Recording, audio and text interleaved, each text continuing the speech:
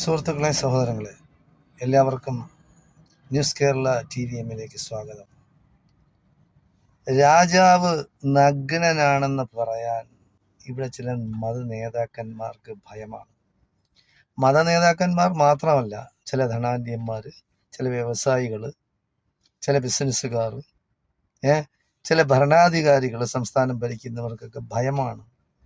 എന്താണെന്ന് എനിക്കറിഞ്ഞൂടാ. മനുഷ്യന്മാരുടെ അവരുടെ ആദർശങ്ങളും അവരുടെ ബാക്കി എന്താണ് പറയുന്നത്, അവരുടെ ആണത്വം ഒക്കെ പണയം വെച്ചിട്ട് നടക്കുകയാണ്.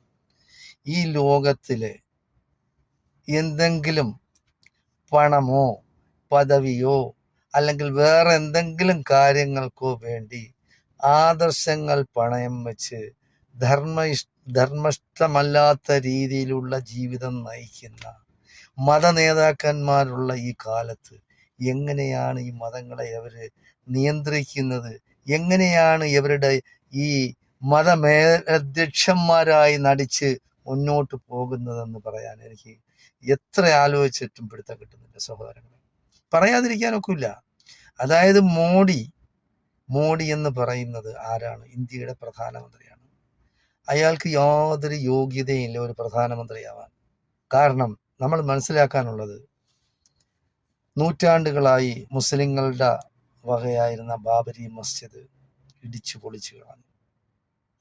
അതേ ഭാഗത്ത് ഒരു ക്ഷേത്രമുണ്ടാക്കി, ഗവൺമെന്റ് ചെലവിലാണ് ക്ഷേത്രമുണ്ടാക്കി, അത് ഉദ്ഘാടനം ചെയ്തു. പ്രധാനമന്ത്രി പോയിട്ട് ഒരു സമുദായത്തിന്റെ ക്ഷേത്രം ഉദ്ഘാടനം ചെയ്യുന്നു.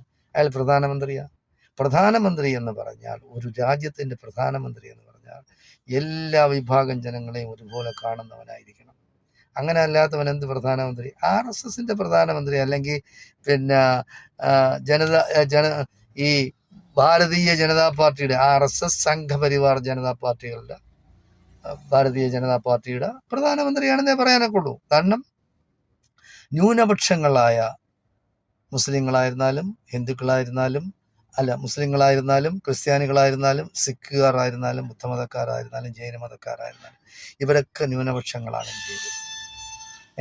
അവർക്ക് സ്വതന്ത്രമായി ചിന്തിക്കാനോ സ്വതന്ത്രമായി പ്രവർത്തിക്കാനോ അന്നും യാതൊരു സ്വാതന്ത്ര്യമില്ല. അവർ പറയുന്ന നിയമമാണ്, സംഘപരിവാർ പറയുന്നതാണ് നിയമം, അവർ നടപ്പാക്കുന്നതാണ് നിയമം.